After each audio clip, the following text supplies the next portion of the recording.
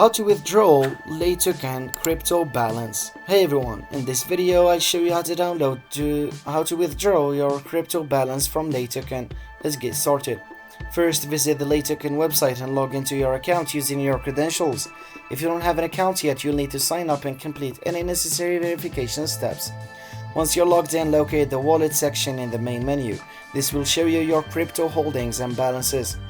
In your wallet, find the cryptocurrency you want to withdraw. Click on it to open the options related to that specific asset. After selecting the cryptocurrency, look for the withdrawal option. Click on it to proceed the withdrawal process. You'll need to provide several details for your withdrawal, such as your withdrawal address and the amount.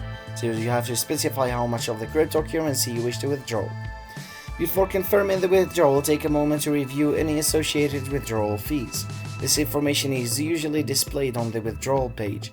Once you've entered all the details, click on the Confirm or Withdraw button. You may need to complete additional security steps, such as entering a verification code sent to your email or phone. After confirming, you can check the status of your withdrawal in the Withdrawal History section of your wallet. It may take some time for the transaction to be processed, depending on network congestion.